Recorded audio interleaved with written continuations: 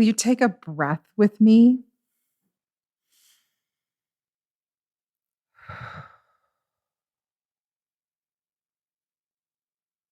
Mm. Ilya Kaminsky wrote the poem And We Lived Happily During the War in 2006, and it is the opening poem to his anthology, Deaf Republic. That book is not just a collection of poems, but a longer narrative told through poems about a village where a deaf child is shot by soldiers, and the people of the village decide to no longer listen as their response to this crime. Kaminsky is a deaf person and uses deafness as a method of resistance and response to oppression. However, he begins this work not with the immediate telling of the story, but with this poem that calls us to reflect on the way that people continue to live happily while horrible things are happening to others. I first read this poem while on vacation with my two best friends in Lake Geneva, Wisconsin, which, if you didn't know, is like a whole testament to uh, capitalism, colonialism, and whiteness. And I immediately felt like I had been slapped in the face. And yet, it drew me in because I am often filled with guilt about what I should be doing, could be doing, to protest, to rectify, to work towards, to basically do anything other than living happily. Those aren't nice feelings, are they? And they're also feelings that can be a kind of trap. Mea culpa, beating one's chest and begging forgiveness can be a way to actually avoid the real situation. This very real situation we find ourselves in today with the genocide taking place in Gaza and 11 other places in the world. With anti-trans legislation rising in the United States, with school shootings being commonplace, with one of the political parties listing out in a document their intention to dismantle the federal government piece by piece, with a shooting at a political rally, leaving 2 dead and 3 injured, including a former president of the United States, and 2 major hurricanes in 1 month, and these are only a few of the examples that I could name. This is not the time to fall over and beg forgiveness for what we have not done. Feel those feelings, absolutely feel those feelings, but also maybe get used to that discomfort and move past it. We must not get mired in guilt. We must get active in working for change. We must find our method of responding to these crises and work together to overcome. And yet, we also have to have happiness in our lives, to live with joy, to have moments where we are not focused on all the horrors of the world around us, like Hafiz said, to find our feet in this sacred dance. There are so many things to be happy about. So many things that can bring us joy. There are new puppies and breakfast with old friends. There are northern lights and spectacular sunrises. There's the way the air feels different as the seasons change. There are birthdays and anniversaries and cake and pie and cobbler and ice cream, Christmas light displays and scented candles, birdsong in the morning and trees turning brilliant colors. Folks, there is coffee. Right? We could make an endless list of joy that is to be found in this world. We cannot be continuous in our confrontation of systems of oppression and in combating the, the things that are happening in our own country. As has been said many times, this is a marathon and not a sprint. However, honestly, it feels more like an ultra marathon at this point instead of a standard one. And while those who participate in those races push their bodies to extreme limits, we don't have to do that. We can take breaks and care for ourselves. I would go so far as to say we must do that. We must at times allow ourselves to take a chair outside and watch the sun. We must remember that joy is an act of resistance in a world that wants us beat down. We must remember, as Margaret Renkel has said in our second reading today, that we are creatures built for joy. These two concepts are not diametrically opposed, not allowing ourselves to be complacent and also living happily and joyfully. My personal favorite catchphrase is from an old El Paso commercial, and it's why not both? Why not? Why not both? In writing up the little blurb for today's service a few weeks ago, I asked some questions in there.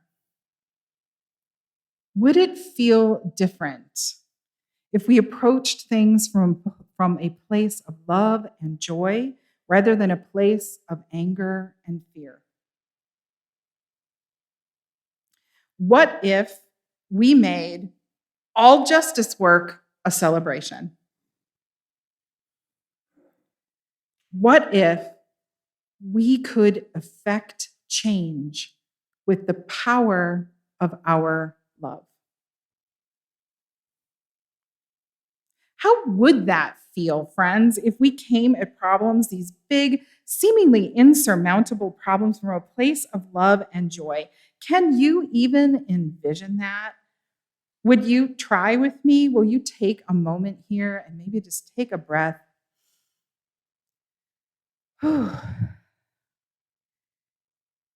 And consider about moving through a conflict, any conflict at all in your imagination. Anyone, consider moving through that with love. With love for yourself and the other party. With love, with deep grace and compassion for yourself and the other party. What does that look like in your mind? Does that feel different in your body? Now, just imagine letting joy take the wheel in problem solving. What if negotiations were a party? How about a dance battle to settle disputes? A sing-off, laughter. How does that look in your mind? Where is that joy in your body when you consider that? When I did this exercise, it was odd, right? Like that's a weird thing. And obviously, this is an exercise in imagining something being taken to the extreme. However, I have to tell you that in my mind's eye, the vision of a conga line dancing through the floor of the UN was pretty hilarious. And I think it's worth it to imagine it in the extreme, to place that hilarity in our bodies and note it.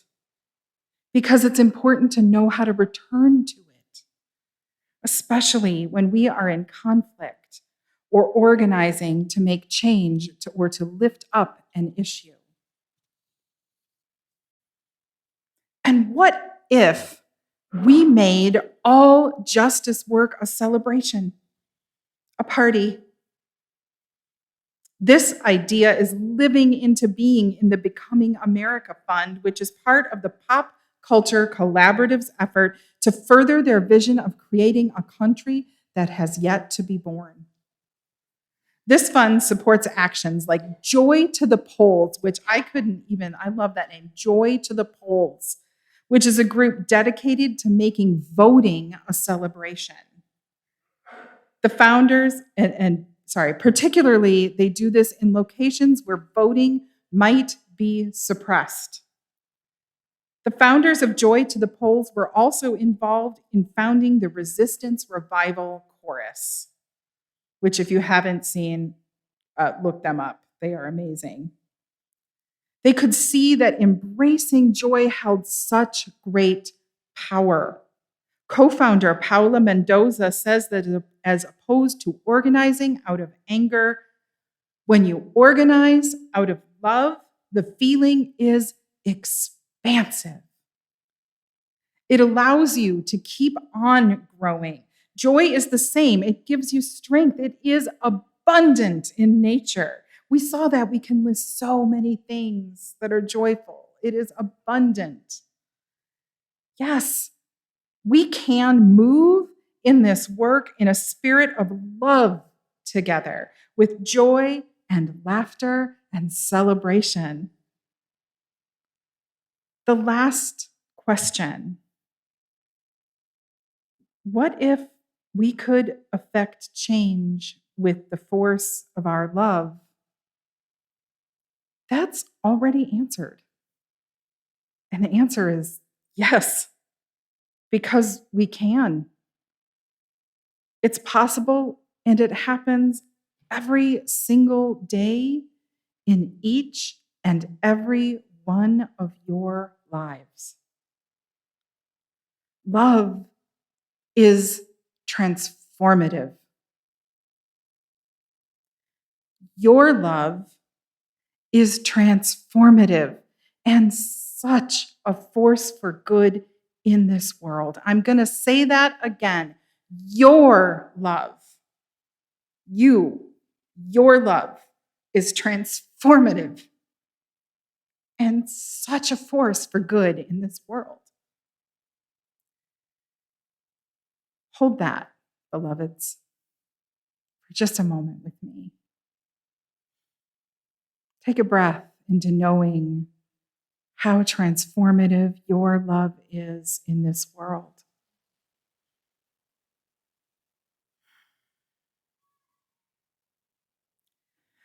Ursula Wolf Roca, an educator and activist in Oregon, says it can be overwhelming to witness, experience, take in all the injustices of the moment. The good news is that they're all connected. So if your little corner of work involves pulling at just one of those threads, you're helping unravel the whole damn cloth. Yep. I will go on to add that if you are doing your little corner of work with love, that cloth unravels faster and with more ease. Are you filling out a postcard to remind people to vote? Are you collecting supplies for those affected by the hurricanes? Are you knitting hats for unhoused people for the winter months? Are you speaking to a city council about education issues? Are you canvassing for a candidate? Are you teaching a neighbor how to put their garden to bed for the winter? Are you smiling at a child in a checkout line? Wherever your efforts, whatever your efforts, they are making a difference. The love you are showing the world is making a difference and transforming it. You are the bluebirds, building a future leaf by leaf, straw by straw. You are shaping the roundness of the world with such love and joy. Ilya Kaminsky reminds us to never stop reflecting on our complicity, but it is up to us to decide how to respond after that. I think we need to be responding with love and joy. We most certainly need to be a part of the Bucket Brigade to combat our burning world. We most definitely need to put the bucket down and experience rest and happiness. But I ask you again, dear ones, why not both? Why not both? What if we sang while we put out the fire?